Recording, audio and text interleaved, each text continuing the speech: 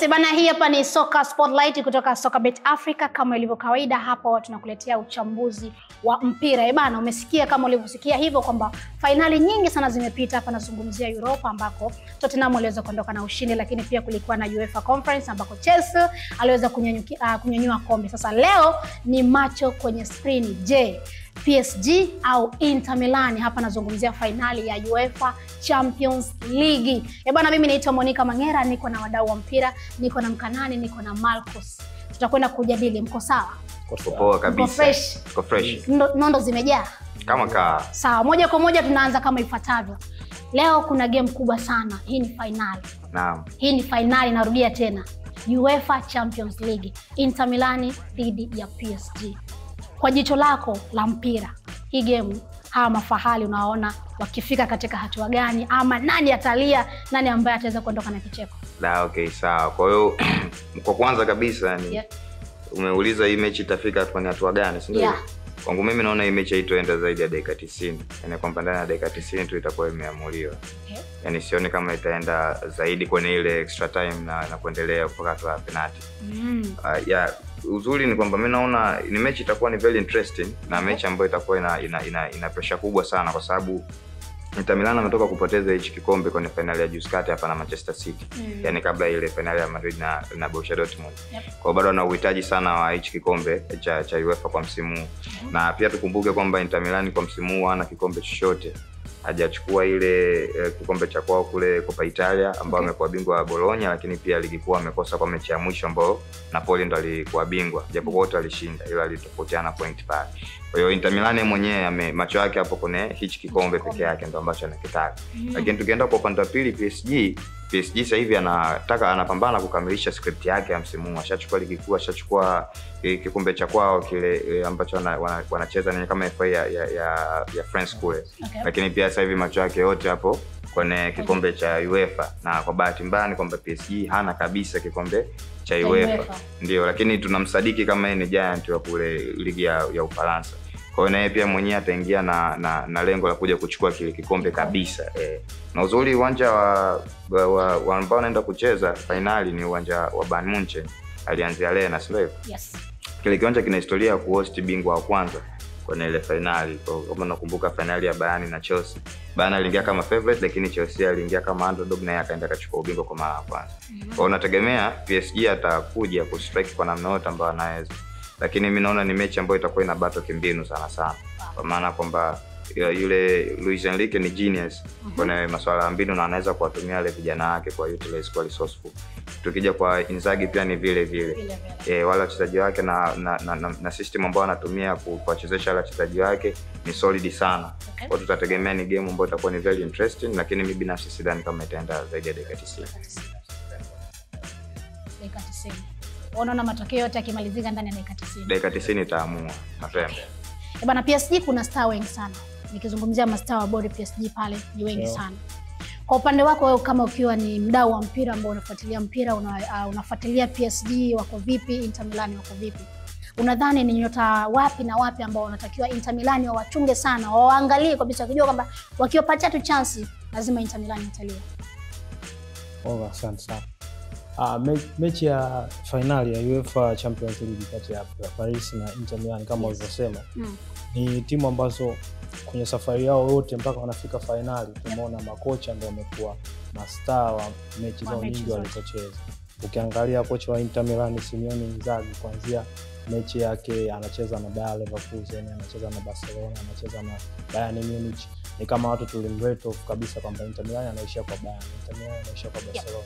Lakini mpaka hatukutegemea kwa sababu pia Inter Milan ametusurprise. Of course, kwa sababu Simone Inzaghi ni very disciplined kwenye mbinu na jinsi anapowatumia wachezaji wake kutokana na quality alionayo. Hivyo kwa kocha wa Paris Saint-Germain Luis Enrique, tunajua kabisa makocha wa Hispaniola ni wale makocha ambao wana ego sana kwenye timu zao, wanapenda timu zicheze anapotaka wao. Ndio maana tunaona mpaka alimruhusu Kylian Mbappe kuondoka kwenda Real Madrid ili abaki na wale wachezaji ambao watafanya wanachotaka. Kwa hiyo nadhani mechi ya leo yes, mechi ya leo itakuwa zaidi kwenye nini makocha watafanya kuliko mchezaji mmoja mmoja. Yes, kuna wachezaji wakubwa, tuna mchezaji kama Ousmane Dembele ambaye amekuwa kwenye ranki za juu kwa wachezaji ambao wanaweza akachukua Ballon d'Or msimu huu. Kuna Dembele kwa upande wa Paris Saint-Germain, lakini pia kwa upande wa Inter Milan tuna mchezaji kama Dumfries ambaye amekuwa akitokea kwenye mechi kubwa kama hii kutokana na role anaopewa na kocha wake Simone Inzaghi. Kwa timu zote mbili zina wale wachezaji ambao wana quality ya kuamua matokeo kwa wakati wote wanaotaka. Inter Milan na Lautaro Martinez, wana Thuram, wakina Barella, wachezaji wote ambao wana quality kubwa sana. Pamoja hivyo na Paris Saint-Germain pia nayo. Kwa nadhani mechi ya leo itaamuliwa zaidi na ufundi wa makocha, jinsi watakavyo structure timu yao, jinsi watakavyoenda kutaka huu mchezo. Kumbuka huu mchezo wa finali, Inter Milan ni watu ambao ni timu ambao ina discipline zaidi kwenye kuzuia. Yep. Lakini inafanya haraka sana kwenye transition. Kwa hiyo nategemea zaidi kumuona Enrique na timu yake ya Paris Saint-Germain wakimiliki zaidi mpira. Alafu Inter Milan nategemea watakuwa wakitumia pale watakapopokonya mpira, watatumia transition na kupiga mpira haraka kuwavamia Paris Saint-Germain. Alafu mimi pia naona kutakuwa kuna bato zuri sana la fullbacks wale.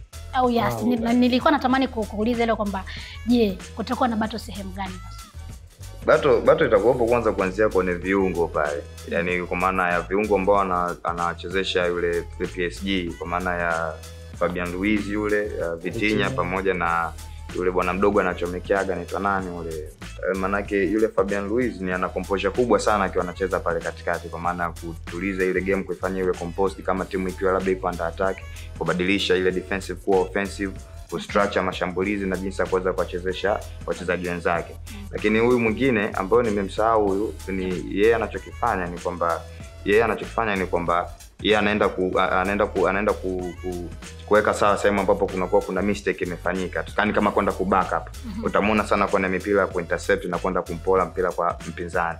Lakini ukija kwa upande wa Inter Milan, wao wanachezesha kwa system yao, wao maana yake wanakuwa na viungo wengi numbers, maana yake wanalazimisha wale fullbacks wao wawili kuja kucheza ile nafasi ya kiungo, lakini pia wanakuwa na kiungo wengine kama kina Çalhanoğlu pale kati, wakina nani wakina Barella au wakina Mkhitaryan ambao wanakuwepo pale kati. Kwa hiyo mchezaji hiyo bato ambayo itakuwepo pale, maana yake nitakuwa naona wakina Fabian Ruiz, maana yake Fabian Ruiz pamoja na ule nimemkumbuka Vitinha na ule anaitwa Joao Neves. Joao Neves, mchezaji mzuri sana ule. Ile bato yao pale na viungo wale watakuwepo pale kwa Inter Milan. Lakini pia tukumbuke hizi timu mbili zina fullbacks wazuri sana. Ukija kwa Paris kuna huyu Achraf Hakimi na ule mwenzake ambaye ni Nuno Mendes anacheza pembeni. Alafu ukija huku utakuta kina Di Marco na Denzel Dumfries. Denzel Dumfries amehusika katika kutengeneza magoli sana. Timu ikiwa inacheza offensive, kuipandisha ile timu kwenda haraka ni ile transition kwamba tumetoka kwenye defense sasa tuwashtukiza kwa shambulizi la haraka. Dumfries utamuona sana yuko mbele kule anaenda kupasiwa mipira. Kwa hiyo bato ambayo itakuwepo pale ndio kitu ambacho kitafanya hiyo game iwe very very interesting. Bato ambayo mimi nitapenda sana kuifuatilia ni bato ya Denzel Dumfries pamoja na Nuno Mendes. Unajua Nuno Mendes amecheza na Arsenal, amecheza na Liverpool na amewapickpocket, amewaficha mifukoni mawinga bora wa Premier League, Bukayo Saka pamoja na Mohamed Salah. Nakumbuka Mohamed Salah hakupiga on target katika mechi ya kwanza. Hivyo kwa Bukayo Saka, lakini alikuja kupata goli dakika ya pekee. Naona Nuno Mendes na Dumfries natamani kuiona ile bato kwamba nani anaondoka pale. Kwa Hakimi na Di Marco nadhani Hakimi anaweza kawini kwa sababu Hakimi ni mzuri zaidi kwenye kushambulia. Kwa hiyo anaweza kawa na force sana Di Marco kwenye kuzuia kuliko Di Marco kwenye kupanda. Tuliona hivyo alipocheza na Barcelona kwa Lamine Yamal. Kwa hiyo nadhani Dumfries ndo anaweza kawa cheat code ya Simone Inzaghi kama katika mechi nyingine alizofanya. Okay, sisi unajua wafuatiliaji wa mpira huwa tunaamini katika historia, sivyo? Sometimes kwamba historia huwa zina impact kwenye michezo. Mfano mzuri kama historia ya Inter Milan dhidi ya PSG kwenye michezo ambayo wamekutana kama michezo miwili, japo ni muda mrefu sana kidogo. Ilikuwa kuna mchezo walikutana 2023, kuna mchezo walikutana 2019. Zote hizo Inter Milan aliweza kushinda. ya michezo ya kirafiki. Yeah, michezo ile ya kirafiki. Kwa hiyo hii historia japo hatujui kwa sababu imepita takriban kama miaka 2 bado hawajakutana. Lakini historia tayari inambeba nani? Inter Milan. Hii inatengeneza picha gani kwenye mechi ya leo? Nadhani ni ndo yale tulikuwa tunasema kwamba mechi ya finali ni mechi ambayo inaanzia kwenye kichwa afu miguu inakuwa kama vifaa, si ndio? Yes. Kwa hiyo nadhani yale yote ambayo yametokea kwa sababu hizi timu zote hazijawahi kucheza mechi ya kimashindano. Yes. Yaani mechi ya Paris Saint-Germain dhidi ya Inter Milan ni mechi ya kirafiki tu, mechi 6. Kwa hiyo nachoenda ukiona hakuna ambaye atakumbuka zile mechi za kirafiki. Lakini mechi itakuwa ni pale tekelezaji wa kimbinu, nani atakimbia zaidi uwanjani, nani atawin second ball zaidi. Najua Paris Saint-Germain atatamani kuchukua tempo ya mpira, atakontrol mpira, lakini je, ataweza kuzuia fast transition ambao anaifanya Inter? Kumbuka Inter ameifanya hiyo dhidi ya Barcelona. Inter Milan ameifanya hiyo dhidi ya Bayern Munich. Paris Saint-Germain ana tatizo la kuconcede nafasi sana. Kwa hiyo akifanya hivyo kwa Inter Milan, timu ambao ipo very clinical kwenye kutumia chances zake, nadhani inaenda kuwa tatizo kwa Luis Enrique. Kikubwa anachomuona ni Luis Enrique kama makocha wengine wote wa Hispaniola. Ukimwangalia Pep Guardiola, kocha wa Arsenal, Mikel Arteta, ni makocha fani ambao wanapenda kuchukua game, wanapenda kucontrol tempo ya mpira, wanapenda uchezo wanapotaka wao. Kwa hiyo nadhani Paris Saint-Germain kwa viungo kama alivyoongelea Sami hapo kwamba tunajua Joao Neves, tuna Vitinha, tuna Fabian Ruiz, ni viungo ambao wapo very composed, wanapiga pasi, wanaweza kutani kwenye eneo lolote hata kama hapo kwenye tight press, kitu ambacho Inter Milan wanapenda sana kufanya, kupress sana tight, kunyang'anya mpira na kufanya transition nzuri. Kwa hiyo nadhani Paris Saint-Germain kwa kuwa na ile aina ya wachezaji watajaribu kuchukua tempo ya mpira na kutengeneza nafasi kwa kutumia maeneo yake wakina Barcola na wakina Dembele ambao yuko kwenye moto sana. Kwa hiyo nadhani Paris Saint-Germain atatawala mpira mara nyingi sana na atajaribu zaidi kuwa defensive wakati yupo offensive, kwamba tunapokuwa na mpira lazima tutengeneze structure nzuri ya kuzuia counter attack ambao tutamzuia Dumfries, tutamzuia Di Marco, tutazuia ile ball holding ya Thuram pamoja na Lautaro Martinez. Kwa nadhani hicho ndicho mtihani mkubwa ambao anao Simone Inzaghi, na amekifanya dhidi ya timu ambayo ina washambuliaji hatari kama Barcelona, timu ambayo imefunga magoli mengi Ulaya msimu huu. Kwa nadhani anaweza akafanya dhidi ya Paris Saint-Germain, lakini Inter Milan ana mlima mkubwa zaidi ya kupanda. Lakini pia hapo kwenye historia umesema kwamba head to head ya PSG na Inter Milan kwenye game walizowahi kukutana hata kama ni za kirafiki inamhukumu PSG, ndio hiyo. Lakini tukija kwenye historia hiyo Luis Enrique mwisho kucheza finali ya UEFA alichukua dhidi ya klabu ya Kiitaliano. Alishinda, ilikuwa ni 3-1 akiwa yeye kwa Barcelona. Kwa hiyo manake pia Luis Enrique anaingia akiwa kama ana advantage ya kuwahi kuibiti moja ya klabu ya Kiitaliano. Kipindi kile Juventus ikiwa top form ilikuwa inachukua Serie A back to back. Kwa hiyo tukiongelea historia pia inakuwa na nafasi kwenye mpira, lakini mimi naamini sana katika approach ya mwalimu kwenye hiyo game, lakini pia jinsi ambavyo ataweza kuzitumia zile mbinu zake na ile resources ya watu ambao wanao kwa wakati huo husika. Hizi timu zimebadilika sana. Inter amebadilika kwa maana uchezaji, ukimchukua Inter miaka nyuma na Inter sasa hivi ni tofauti. Na hiyo same applies kwa PSG. PSG wa zamani na sasa hivi wamebadilika kabisa kwa namna ya uchezaji. Na hata walimu wao pia wanatumia vizuri sana wachezaji wao kimbinu na wana execute vizuri. Kwa hiyo tutegemee matokeo mazuri tu kwa pande zote mbili. Okay, kabla hatujafika kwenye swala la maokoto, kwa sababu tunajua kwamba kukiwa na game ndio pale kuna maokoto, si ndio? Sahihi. Swala la mwisho kabisa ambapo ningependa kufahamu, umefuatilia game nyingi sana za Inter Milan. Somehow unajua their weaknesses na ubora wao, lakini pia umefuatilia mechi za PSG na Inter Milan, right?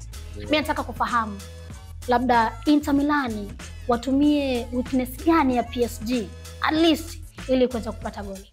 Okay, sawa. Kwa mimi naona Inter Milan watumie weakness moja ambayo mimi nimeiona kwa PSG so far. Ni kwamba PSG ndio wanapenda ku close in kwenye defense, lakini huwa wanatamaa sana kuja kupanda kucheza offense, kwa maana kuja kushambulia. Kama ukiangalia wanapokuwa wanacheza akiwa wanakuja kushambulia upande wako, PSG huwa wana kawaida ya kuja in numbers. Yani atakuja ata overlap huyu Ashraf Hakimi, atakuja ata overlap huyu Nuno Mendes, lakini pia kuna baadhi ya viungo pale katikati na wenyewe atakuja kujump in hapa mbele ili kuja kuongeza ile intensity. Na wana kasi, wakina Bakola wana kasi, akicheza Ousmane Dembele pia anapenda kuja mbele. Sasa hiyo ni moja ya advantage kwa Inter Milan. Kwa sababu gani? Inter ni mzuri sana kwenye kublock mipira, kwenye kudefense mpira, na wanapenda pia kuzuia, yani defense yao iko very solid wakiwa wanazuia. Sasa wanapokuwa wanazuia wale, wakipata mpira wote ambao ni loose ball, wana kawaida ya kupiga mipasi ndefu sana kwenda kwa watu ambao wako pembeni kwa ajili ya kufanya ile quick transition kutoka kwenye defense kwenda kwenye offense. Kama PSG watakuwa wanashambulia in numbers kwa Inter Milan, na kama alivyosema hapa Mkanani kwamba Luis Enrique ama falsafa ile tabia ya makocha ama walimu wa Spain ni kuweza kufanya mpinzani acheze game yao, wao ndo wawe dominant wa kupossess. Sasa kama ukiwa una possess na unashambulia kwa style hiyo, maana yake Inter Milan na system ya Simone Inzaghi itakuhukumu, kwa sababu wale Inter Milan wanapocheza ni kwamba ni wepesi kufanya transition kutoka defense kwenda offense. Kwa hiyo kama watakuwa wanapiga zile pasi zao ndefu ambazo ni clinical, maana yake itakuwa ni rahisi sana kufika kwenye goli la PSG. Unlike Arsenal alikuwa hata akifika akiwa na transition zake zilikuwa haziko fast sana kufika kwenye goli la PSG, na hata akifika kule walikuwa wako direct, watataka tena kuhold, waanze kutengeneza chances na vitu kama hivyo. Ila kama Inter Milan akiweza kuitumia hiyo loophole ya Paris kuja kushambulia in numbers, wakapiga quick passes ambazo ni ndefu na wakawa wepesi kwenye kupanda juu, hasa ndo akina Dumfries watakapoonekana sana, kile itakuwa ni rahisi sana kwa kuweza kumfunga PSG. Okay. Kwa benefit ya PSG, weakness ya Inter Milan ni ipi na wao watumie strengths gani ili kuweza kufika? Nadhani weakness ya Inter Milan wengi tulikuwa tunaiona weakness ya Inter Milan mpaka pale Barcelona alipokuja kutuonyesha. Na Barcelona alikuja kutuonyesha sio tu kama timu, ni yule bwana mdogo Lamine Yamal. Kwa hiyo nadhani itawahitaji game nzuri zaidi mawinga na washambuliaji wa Paris Saint-Germain kutengeneza nafasi na hata kupata magoli dhidi ya beki ya Inter Milan. Ni timu ambao ipo well structured defensive. Yani wale mabeki wake watano, mabeki watatu, wanacheza na mabeki watatu, lakini wale mawing back wanakuja kukava nyuma, wanakuwa na watu watatu. Plus wale viungo wake watatu wa ulinzi wanakuja kucheza kati, kuziba half space huku Chanaloglu wakikaa kati yao, na washambuliaji wake wawili pia wanakuja kukaa deep. Kwa ni timu ambayo watu wote 10 wanakuwa nyuma ya mpira. Kwa hiyo itawawia vigumu sana Paris Saint-Germain kutengeneza nafasi, itawawia vigumu sana kupiga mipira nyuma yao. Kitu gani unakifanya zidi ya timu ambao watu 10 wapo mbele wanakuangalia hivi? Ni kupitisha pasi za haraka, kupitisha mpira katikati ya nafasi haraka. Mchezo wa speed. Hicho kitu Paris Saint-Germain akiweza, ndio wana watu ambao wana speed, wana Ousmane Dembele, wana Ashraf Hakimi ambaye anaenda kuongeza mashambulizi. Kwa hiyo nadhani Luis Enrique kama kawaida yake atatanua uwanja kujaribu kutengeneza gaps kwenye half space kwa ajili ya watu kama Dembele, kwa watu kama Bakola, kwa watu kama kina Ficha Kvaratskhelia kuingia, watu kama kina Doué kuingia. Hiyo kutanua uwanja, kutengeneza hizo gaps haiwezi kusaidia kama tutakuwa slow. Lazima tuwe haraka, lazima tushinde mipira ya pili yote, tuhakikishe mipira ya pili ile ambapo tumeshambulia mipira ya pili imeanguka, sisi ni ya kwetu. Bila ya hivyo maana yake ndo tunapigwa counter attack, kwa sababu Inter ni timu hatari sana kwenye transition. Kwa hiyo hakikisha mipira ya pili yote unashinda. Hakikisha tunapiga pasi za haraka kwa ajili ya kutengeneza mashambulizi ili nafasi zisizidi. Kwa hiyo hicho ndicho ninachokiona ndicho Paris Saint-Germain wakifanya kwa Inter Milan. Basi hivyo itakuwa ni usiku mkubwa sana kwa Paris Saint-Germain, kwa sababu ukimwongelea mtu kama Achebi ana miaka 37, ukimwongelea yani Soma na miaka 36. Inter Milan timu nzima average age yao ni miaka 30. Kwa hiyo ni timu ya watu wazima, ni watu ambao wana experience. Yani Soma tuliona zile Barcelona. Sio kwamba Inter Milan walishinda, ila yani Soma single handedly alienda kuiwini ile mechi. Yule bwana mdogo Lamine Yamal alipiga mashuti 9 on target na yote alisave yani Soma. Kwa hiyo unaona wana wale wachezaji ambao wanaweza defensive wapo vizuri, wanaweza kuvumilia maumivu. Paris Saint-Germain una Marquinhos, yes, tunajua ni experienced player, una Pacho, tunaweza kuzuia, tunashambuliwa sana, tunaweza kuzuia kwetu tukipigwa counter attack moja, au ndo kutatokea yale mambo ya Liverpool. Kama unakumbuka Liverpool alishinda 1-0 kwa Paris Saint-Germain kipindi kwenye mechi ya robo finali, lakini ilikuwa ni one shot on target, Liverpool akapata goli pale pa Best Princess. Kwa hiyo ndio kitu kinaweza kuja kutokea kwa Paris Saint-Germain kama hawatakuwa vizuri defensive wakati wa shambulizi. Okay. Yeah. Bana, tunarudi kwenye swala la maokoto sasa. Watabiri wanawasikiliza ninyi. Game ya leo wanataka waweke pesa. Mtu ana 100,000, unamshauri aweke wapi? Mtu ana 100,000, mtu ana 100,000, unamshauri aangukie wapi, kwamba bwana mimi nikiangukia hapa nina uhakika kesho kupata pesa? Mimi sio muongo. Mimi nimekuwa nikisupport Inter Milan kuanzia ile mechi ambayo ilikuwa ni mechi ya robo finali ambayo amecheza na Bayern Munich. Okay. Kuja paka ile nusu na Barcelona, na hii sasa hivi finali mimi nitaondoka na Inter Milan mazima. Okay. Kwa mtu kama ana laki, mtu kama ana milioni, mimi mazima naondoka na Inter Milan. Mazima. Hiyo uangalie kushoto wala kulia. Hiyo sijui magoli, sijui double chance, bet builder, sijui hapana. Mimi naondoka na Inter Milan mazima. Okay. Maokoto time. Kabla kwenda kwenye maokoto time, nikwambie kwamba Inter Milan ana vikombe 3, sawa? Yes. Wakati ana vikombe 2 vya Champions League, akichukua kimoja 64, kingine 65. Okay. Zamani sana huko. Yeah, zamani sana. Paris Saint-Germain ilikuwa bado haijazaliwa. Paris Saint-Germain alizaliwa mwaka 1970. Kwa hiyo Paris Saint-Germain anazaliwa, Inter ana vikombe 2 vya Champions League. Sawa? Najaribu kutengeneza scenario hapo. 2010 Inter anachukua, Paris bado hajachukua. 2011 anachukuliwa na Mwarabu, si ndio? Yes. Anaenda kucheza Allianz Arena, jiji la Munich, jiji ambalo limetengeneza machampions wa UEFA 4 wapya. Yaani ukicheza Munich alafu hujachukua ubingwa wa UEFA, unaenda kuchukua. Alifanya hivyo Chelsea pale kwenye Allianz Arena, ambapo ndo finali yake ya pili anaenda kucheza. Yaani wanaenda kucheza kwenye huo uwanja wa Allianz Arena. Lakini finali 4 zimechezwa katika jiji la Munich kwenye viwanja tofauti. Ambapo hizo finali zote 4 zimetoa mabingwa wapya ambao hawajawahi kuchukua kabisa ile kombe. Kwa hiyo kwa kuongea hayo, nienda na Paris kwa sababu hajawahi kuchukua kabisa. Naenda na nimemuona tangu anazunguka anakuja ananiambia kwamba mwisho wa siku ni Paris Saint-Germain all day. Hapo haupingi? Hapo mimi sipingi. Uangalie kushoto wala kulia? Wala kulia. Natia mpunga wangu wote Paris. Yes bana, Mkanani anakuambia upande wake atakufa na Paris.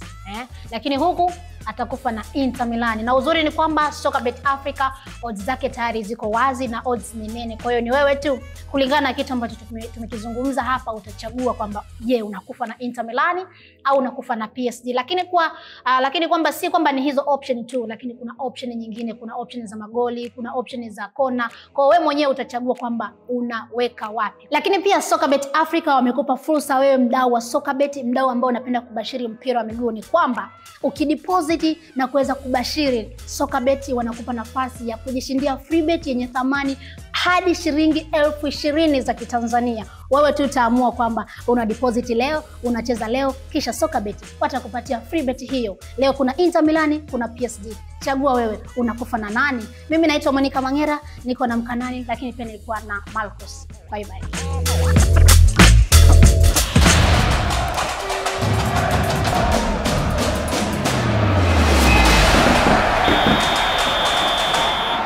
Sokabet, amua ushindi wako.